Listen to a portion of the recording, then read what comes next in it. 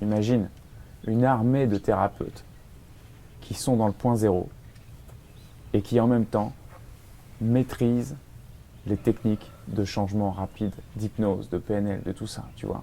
Les techniques de reprogrammation rapide de l'inconscient. C'est exceptionnel.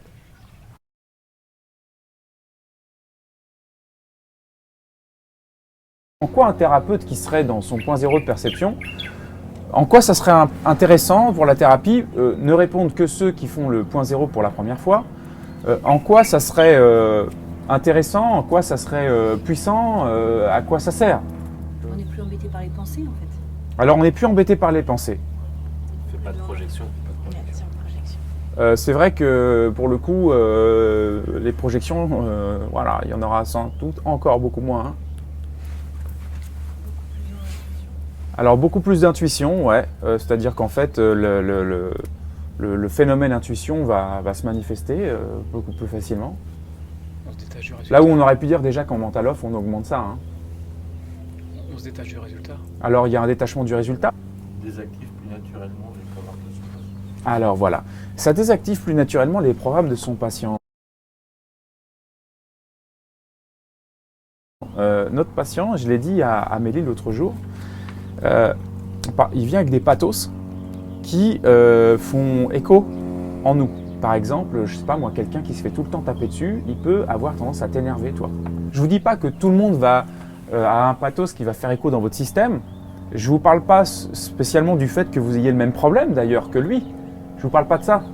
Je vous parle de tout ça. Que vous ayez le même problème que lui d'habitude dans votre quotidien, ou bien que son pathos il vibre très fortement chez l'autre, parce qu'en fait il est en train d'imposer de son leading inconsciemment quand il génère un pathos chez toi. Eh bien, si le thérapeute il est en point zéro, qu'est-ce qui se passe?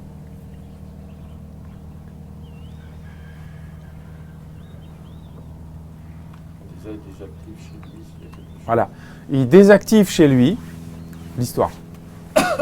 Parce que si l'histoire, elle fait écho en lui, écoutez bien, regardez-moi, si l'histoire, elle fait écho en lui, bah, toutes les questions, les réponses, les trucs, les impressions, les interactions, les idées que vous allez avoir vont surgir de ce niveau-là. C'est-à-dire que même si tu te contiens, tu vas peut-être faire un good job parce que tu vas finir par t'en sortir des sables mouvements progressivement et l'aider à aller mieux quand même, mais quelque part, ça ne sera pas aussi rapide que si en toi, ça ne passe pas, ça ne prend pas. Donc du coup, tout de suite, tu parles d'un autre niveau. Donc tu ne rentres pas dans son jeu. Donc en fait, il est désactivé, lui, en face. Et après, tu n'as plus qu'à exercer un changement rapide chez lui. Il ne peut pas essayer d'imposer son truc. Et tout de suite, on le met dans autre chose. Tout de suite, on le met dans un nouveau paradigme. Tout de suite, on le met dans une nouvelle, dans le truc positif qui va lui convenir. Donc oui, le thérapeute dans le point zéro peut potentiellement désactiver le truc de l'intérieur de lui. Qu'est-ce qui se passerait? Quelles seraient les autres vertus d'un thérapeute dans le point zéro? Il se fatigue moins. Alors, il se fatigue moins parce que déjà, il fait rien. Ouais. Et du coup, il n'a pas la pression de l'action. Il n'a pas la pression de l'action. À moins de croyances sur des choses qui pourraient résonner en nous. Ouais. Donc c'est clair que là, au niveau des croyances, il y a un super job qui se fait. Rapidité d'action. Rapidité d'action, en tout cas, l'action ne va pas être encailloutée. Tu vas pas avoir On ne peut pas s'engluer. voilà, tu vas pas avoir des trucs dans le système, d'autant plus qu'on connaît les outils qui nous permettent de nous en sortir. Alors, paradoxalement, moi j'ai vu des gens qui étaient a priori dans le point zéro, qui ne sont pas forcément des super bons pédagogues non plus. Qui, quand ils interagissent avec des gens, ça ne va pas non plus à la vitesse de ce qu'on peut faire, déjà en changement rapide. C'est pour ça que je vous dis que multiplier ça par le changement rapide, c'est là que ça va vraiment être une génération de thérapeutes très intéressants. Tu sais, je parle comme un mec qui avait j'ai rien inventé, hein, mais comme un mec qui s'occupait d'Internet dans les années 90, tu vois. Je suis en train de vous dire, les gars, vous êtes des informaticiens, ça a pulsé les mecs. Vous êtes les pionniers. C'est pareil. Et ils se sont éclatés à partir des années 2000. Il y a quelque chose qui va dépasser toute compréhension, même toute notre sphère consciente. C'est tout ce qui va se passer à un niveau inconscient grâce à ça. C'est-à-dire que c'est ce qu'on pourrait appeler la présence thérapeutique. il se peut que le fait d'être simplement en point zéro infuse dans l'inconscient de l'autre. Comme une forme de rayonnement. Mais là, moi, je ne peux pas vous dire, là pour le coup, je ne peux pas vous dire à quel point, à quel degré, à quel point c'est vrai, à quel point c'est mesurable, je ne peux pas vous dire. C'est juste, on va dire, du bon sens et le constat que parfois, quand tu es juste en point zéro, les choses se résolvent en l'autre, peuvent se résoudre en l'autre sans trop de... Un truc qui influence, qui infuse, quoi. Sans trop besoin d'agir, en fait. Oui. Le fait d'observer que tout est faux. Déjà, le fait de constater à quel point la réalité n'existe pas. La réalité de votre client n'existe pas.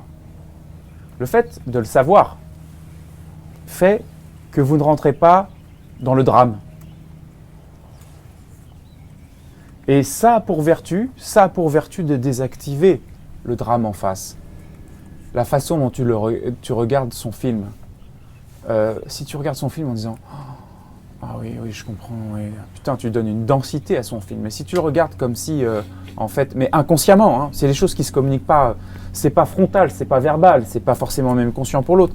Mais il y a quelque chose qui fait que, c'est pas une légèreté, mais c'est quelque chose qui emporte. Si vous croyez que ce que votre client vit, c'est vrai, c'est là que vous pouvez être touché. C'est là que vous pouvez être empathique, sympathique.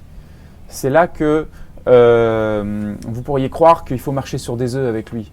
Oh là là, le pauvre, etc. C'est là que vous pourriez penser que ça doit mettre plein de séances pour pouvoir l'aider parce que c'est lourd, parce que c'est ceci, parce que c'est... Toutes les croyances qui vont avec le fait que votre client vivrait une vraie réalité traumatique. Oui, on a compris, il a un trauma, il est dans un rêve, mais le mec, il y dort. Le truc, c'est qu'il faut le réveiller, quoi. C'est la même démarche. Mais c'est pas... Toi, tu sais qu'il rêve. Lui, il cauchemarde. Avoir réalisé en vous que tout est faux, c'est d'un point de vue de vos systèmes de croyances de thérapeute, de votre regard, de votre approche, de votre lecture, c'est sensationnel. C'est sensationnel. Le premier regard, le premier mot, la première attitude que vous avez par rapport à ce que énonce votre client, ça fait partie de la stratégie de suggestion et c'est le prolongement c'est l'écho qui se produit en vous aussi. Il y a un bénéfice qui est extraordinaire, c'est plus facile d'emmener l'autre dans le silence, sans rien faire. Puisque toi, tu es positionné dans le silence, donc...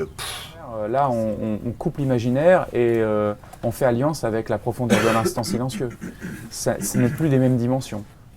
En fait, on rejoint l'instant puissant, mais pas par le mental off juste, mais par une profonde désidentification qui gomme les frontières de votre identité préalable, de votre identité habituelle. Vous gommez les frontières. Et donc, il y a une dissolution dans ce que certains pourraient appeler l'impersonnel. Mais au final, il y a une dissolution de votre perception qui ne se focus plus sur les frontières, mais sur l'insondable invisible.